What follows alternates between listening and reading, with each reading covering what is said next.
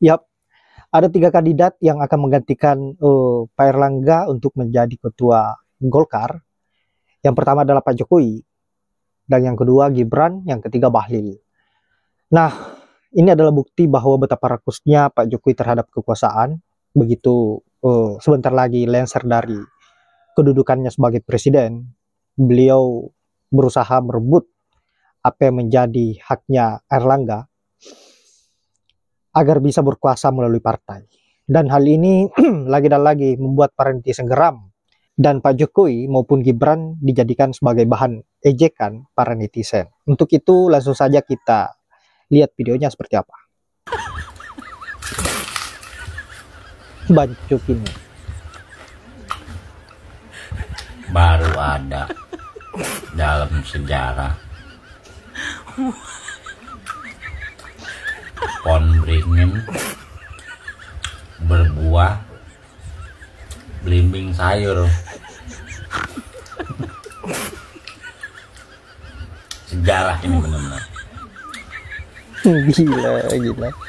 Pohon yang begitu kuat, akarnya bisa bikin tanah pecah, cuman kalah sama belimbing bulu alias belimbing sayur.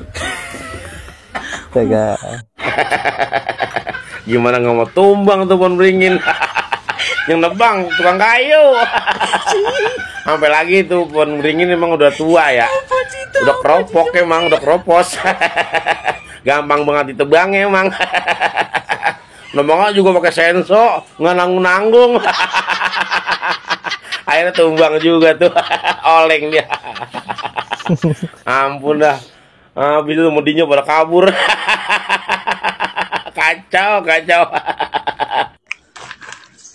Gua pikir yang mau jadi ketum partai beringin itu si Samsul. Ternyata Mukidi. Dah ketahuan kan sekarang kalau dia haus jabatan. Lengser jadi presiden. Sekarang mau jadi ketua umum.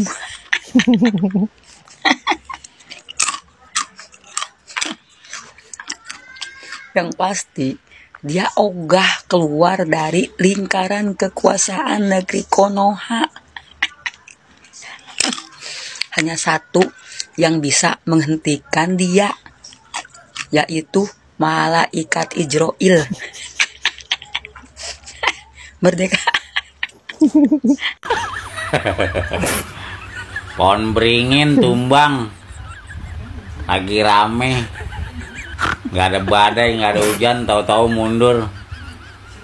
Jangan-jangan belimbing sayur disiapin.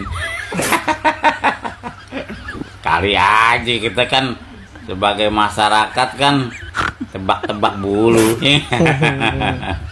Nah, kagak ada badai, kagak ada hujan, kagak ada petir, tahu-tahu tumbang. Dia mundur. Ada apa ya? Hah? Kira-kira apa ya? Ada yang bisa tebak gak? Jangan-jangan belimbing sayur lagi disiapin. Pohonnya mau buat bikin bangku sama paduka. Padukanya paham bang. Pohonnya kan udah mulai tuh dikit-dikit lagi tuh. Karena apa? Kebanyakan kesiram minyak bang. Pohonnya jadi layu mulu. Udah gitu pasilannya banyak lagi. Tau gak pasilan? Benalu. Makanya daripada mati kropos mending ditebang. Jadi kayaknya dimanfaatin tuh sama kang kayu. Bang, yang beredar hari ini selain tadi nama yang selalu disebut-sebut dari awal bahwa Bahlil yang didorong oleh istana untuk menjadi ketua umum Golkar, tapi hari ini juga beredar ada Gibran ya, koalisi pembaharu KPMG ya, koalisi pembaru pembaruan muda Golkar ya. Lalu ada juga yang player yang menjadi ketua Golkar, ketua umum Golkar berikutnya dari Munaslup adalah Joko Widodo, bendaharanya adalah Bahlil Lahadiah, bendahara Bahlil ya, kemudian Doli ya, kalau nggak salah menjadi sekjen. Nah ini gimana Bang Erwin melihat ini? Ya bisa saja ya, kalau terjadi kompromi sana sini ya, jadi bisa saja. Berarti Pak D masih kuat dong ya? Golkar, partai sebesar itu, sekokoh itu, masih bisa diobrak-abrik. Padahal Erlangga itu Desember udah habis masa jabatannya, dan dia sudah ngomong akan turun gitu ya. Dan kemarin baru 2 hari yang lalu Luhut ngomong dengan berapi-api, kita Golkar harus solid, jangan mau diobok-obok, digoyang oleh orang luar. Ternyata Luhut itu tidak sekuat seperti yang dibayangkan oleh rakyat ya. Golkar diem aja gitu, nggak ada yang bergerak gitu. Lah kalau Golkar aja diem aja, gimana rakyat? Satu-satunya yang bisa masuk akal ini adalah ini permainan uang ya. Artinya daerah-daerah itu udah takluk semua ya dengan uang. Itu yang bisa diterima oleh rakyat gerakan ini, sampai ketua umum Golkar mundur. Luar biasa ya. Ya dengarlah apa reaksi dari kader-kader Golkar di daerah. Rakyat menanti ini dengan cemas ini ya. Gawat sekali ini. Oke, kita tunggu. Netizen ada komentar? Halo guys, hari ini heboh sekali orang bicara soal Golkar. Ya beritanya mengagetkan tapi sebenarnya tidak mengejutkan juga ya, karena ya sudah banyak diprediksi oleh banyak orang bahwa ketua umum Golkar akan mundur, dan akhirnya memang mundur. Pak Erlangga Hartarto mengundurkan diri dari jabatannya melalui mekanisme internal Golkar hari Sabtu tanggal 10 Agustus kemarin. Nah, dari informasi yang beredar, keputusan mundur Erlangga Hartarto ini akan disampaikan secara resmi pada rapat pleno yang akan digelar hari Selasa tanggal 13 Agustus 2024 mendatang. Lalu orang ramai menghubungkan apakah ini jalan bagi Jokowi untuk menguasai Golkar gitu. Kalau kita lihat ya, ada dua cara lah, dua jalan untuk Pak Jokowi menguasai partai Golkar ini. Yang pertama adalah ya cara normal gitu, Pak Jokowi mengikuti kaderisasi Golkar selama 5 tahun. Lalu yang kedua, mengubah anggaran dasar dan anggaran rumah tangga dari partai Golkar ini.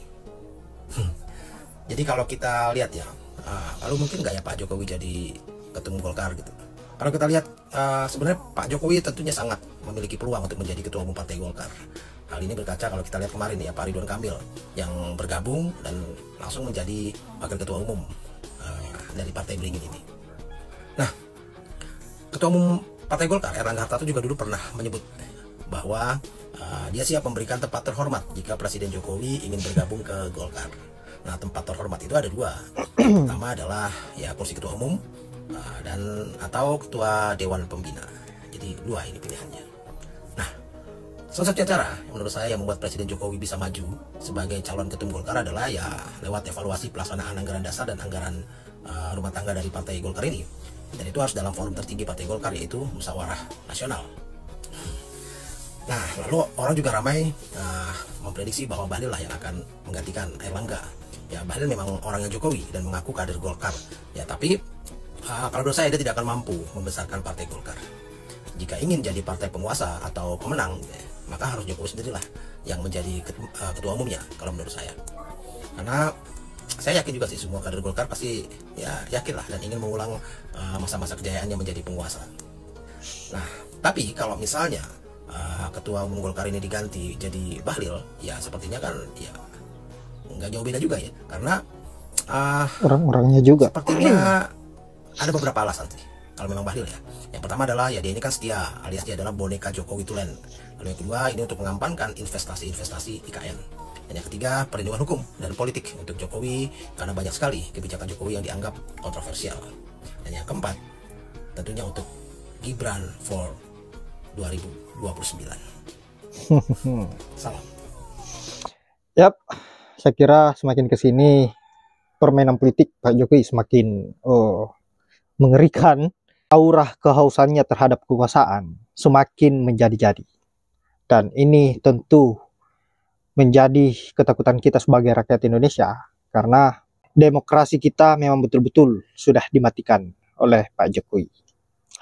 Nah, sahabat-sahabat, saya kira hanya itu, dan terima kasih sudah menyempatkan diri untuk menonton. Semoga terhibur dengan apa yang menjadi komentar Bang Cuki dan juga Bang Oblak tadi. Saya kira cukup lucu, dan semoga ada manfaat dari pilihan sahab. Saya akhiri dengan ucapan wallahul muwaffiq ila aqwamit thoriq. Assalamualaikum warahmatullahi wabarakatuh.